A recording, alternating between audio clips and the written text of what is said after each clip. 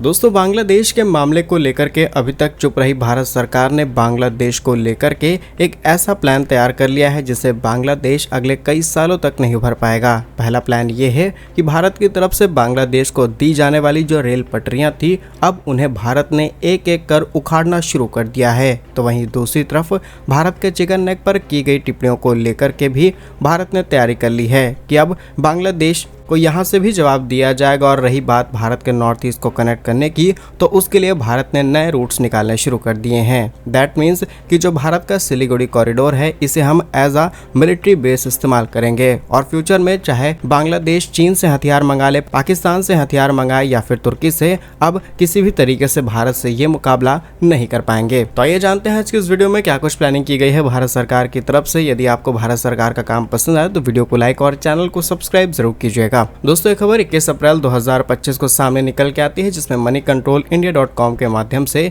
ये इन्फॉर्मेशन हम आपको शेयर कर रहे हैं, जहां पर भारत ने बांग्लादेश के साथ चल रही करीब 5,000 करोड़ रुपए की रेल परियोजनाओं को पूरी तरीके से सस्पेंड करने का फैसला किया है। इसमें हम बांग्लादेश के रास्ते अपने नॉर्थ ईस्ट को कनेक्ट करने का काम करने वाले थे और करीब 3 important rail corridor project Bharat से बांग्लादेश के रास्ते हमारे नॉर्थ ईस्ट को कनेक्ट करते।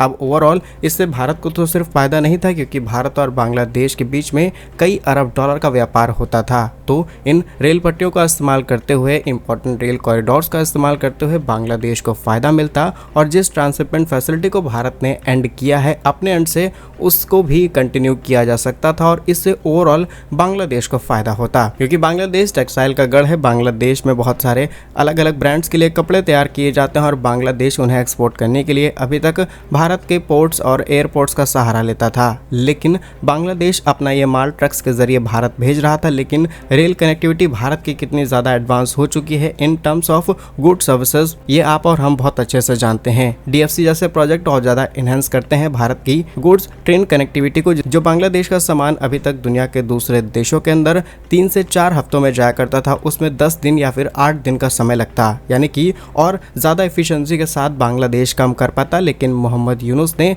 अपने पैर पर कुल्हाड़ी नहीं बम मार लिया है, क्योंकि न सिर्फ भारत ने ट्रांसशिपमेंट फैसिलिटी को एंड किया, बल्कि बांग्लादेश ने कपास जो कि भारत की तरफ से भेजा जाता था उसे पूरी तरीके से बंद किया। अब समय आ चुका था कि भारत भी एक्शन ले और भारत ने एक्शन लिया कि बांग्लादेश के साथ जितने भी प्रोजेक्ट साइन किए गए थे, नए रेलवे प्रोजेक्ट, उन सबको सस्पेंड किया जा रहा है। अब एक एक करके हम वो प्रोजेक्ट्स आपको बताते हैं जिसके जरिए भारत अपने नॉर्थ ईस्ट के कनेक्टिविटी को बांग्लादेश के रास्ते जोड़ना चाहता था। पहले Akhaura Agartala cross border rail link. यह परियोजना करीब 12.24 किलोमीटर लंबी है, जिसमें 6.78 किलोमीटर लंबा बांग्लादेश में हिस्सा और बाकी का बचा हुआ 5.5 किलोमीटर त्रिपुरा भारत में है। इस परियोजना में लगभग 400 करोड़ रुपए भारत की तरफ से खर्च किए जाते और एक पूरी रेल लाइन सेटअप की जाती भारत से नॉर्थ ईस्ट को कनेक्ट करने के लिए वाया बांग्लादेश। दूसरा रूट खुलना मोंगला पोर्ट रेल लाइन। यह परियोजना 388.9 मिलियन डॉलर लगभग 3300 करोड़ रुपए की लागत से बनाई जा रही थी, जिसमें 65 किलोमीटर की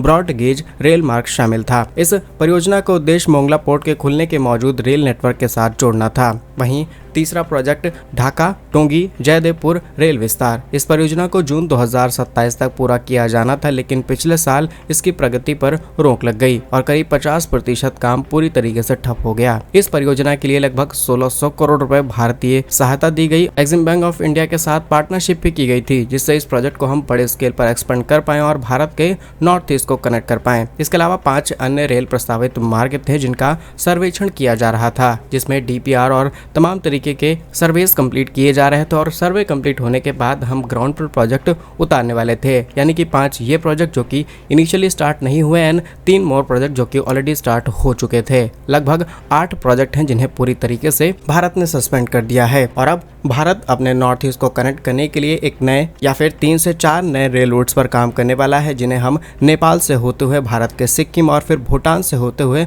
नॉर्थ ईस्ट तक ले जाएंगे। यानी कि एक बड़ा एक्सपेंशन भारत करने की तैयारी तैयारी में है, लेकिन जो चिकन नेक बहुत सेंसिटिव एरिया है, बहुत दलदली क्षेत्र है, वहां से अब सिर्फ मिलिट्री ऑपरेशंस किए जाएंगे। इनिशियली तो कोई प्रोजेक्ट स्टार्ट नहीं होगा, डेफिनेटली 1 साल का समय लगेगा। समय में नेपाल गवर्नमेंट के साथ बातचीत की जाएगी। इसके अलावा भूटान तो ऑलरेडी भारत के साथ मिल चुका है इस मामले को लेकर के कि भारत भूटान के साथ कई सारे नए रेल लाइन प्रोजेक्ट शुरू कर रहा है, ताकि भूटान अपनी मैन्युफैक्चरिंग इंडस्ट्री को बढ़ा पाए और भारत के जरिए ग्लोबल मार्केट में अपना एक्सेस बना पाए। तो भूटान के साथ परमिशन लेने में कोई दिक्कत नहीं है। हाँ, चाइना विरोध जरूर कर सकता है इस चीज़ को लेकर के, लेकिन भारत उस चीज़ का भी समाधान आसानी से निकाल लेगा। दिक्कत शायद नेपाल में खड़ी हो सकती है, क्योंकि नेपाल में अभी कुछ ऐसी अनस्टेबिलिटी है जो कि भारत के इस प्रोजेक्ट को अफेक्ट कर सकती है। और money control, the business standard, Hindu में छपी रिपोर्ट्स के अनुसार भारत नेपाल भूटान के माध्यम से एक अल्टरनेटिव रूट पर काम करने की तैयारी कर रहा है, जिसमें 3,500 से 4,000 करोड़ रुपए के परियोजनाओं को शामिल किया जाएगा। वहीं रिपोर्ट्स में भी बताया गया कि भारत ने बांग्लादेश के साथ साइन हुए इन प्रोजेक्ट को आखिर सस्पेंड क्यों किया है। एक तो रीजन है कि जियोपॉलिटिकल सिचुएशन, जिस तरीके से बांग्लादेश हर चीज का जवाब हमें दे रहा है, हमें भी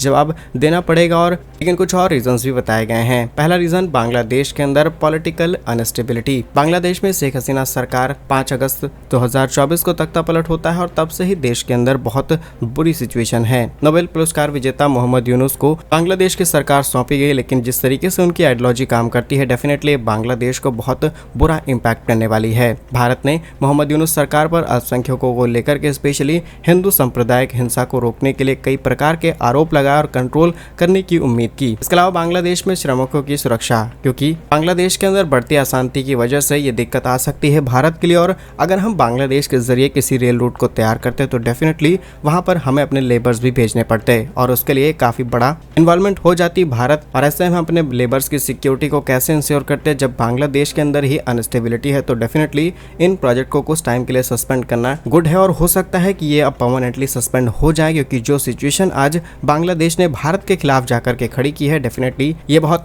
नुकसानदेह हो सकता है भारत के लिए। वहीं हमारा जो सिलीगुड़ी कॉरिडोर है, करीब 20 से 22 किलोमीटर के एरिया, वहीं से भी भारत थोड़ा सा एक्सपेंड करने पर विचार कर रहा है, लेकिन यहाँ पर हम किसी देश के अंदर कंट्रोल नहीं लेंगे। एग्जैक्टली जो एग्जिस्टिंग हमारे पास लैंड है उसी का इस्तेमाल करते हुए हम अच्छी टेक्नोलॉजीज का इस्तेमाल करते हुए अपने रेल लाइन नेटवर्क को एक्सपेंड करेंगे। भारत ने सिलीगुड़ी कॉरिडोर, जिसे चिकन नेक कहा जाता है, यहाँ पर रेलवेज बेसिक इंफ्रास्ट्रक्चर को और ज्यादा एनहांस करने के लिए उत्तर प्रदेश और बिहार में मौजूद रेल लाइनों को 2 गुना या फिर 4 गुना करने पर सर्वेक्षण कार्य शुरू कर दिया है, ताकि यहाँ से हम रेलवेज को ज्यादा वहाँ पर बढ़ा सकें और वहाँ पर लिमिटेड रूट्स का इस्तेमाल करते हुए लेकिन हम मैक्सिमम ट्रेन वहाँ पर गुजार पाएं। तो डेफिनेटली भारत के लिए एक अच्छा काम हो सकता है और इसमें भी भारत सरकार काफी अच्छा पैसा खर्च करने वाली है। लेकिन लास्ट में हम आपसे एक ओपिनियन जानना चाहेंगे कि भारत अभी नेपाल और भूटान का सहारा लेना चाहता है अपने नॉर्थ ईस्ट को कनेक्ट करने के लिए। फ्यूचर में नेपाल जैसा देश भी हो सकता है भारत के खिलाफ खड़ा हो जाए, जैसा कि आज बांग्लादेश है, क्योंकि जब तक शेख हसीना थी तब तक ये नहीं लगता था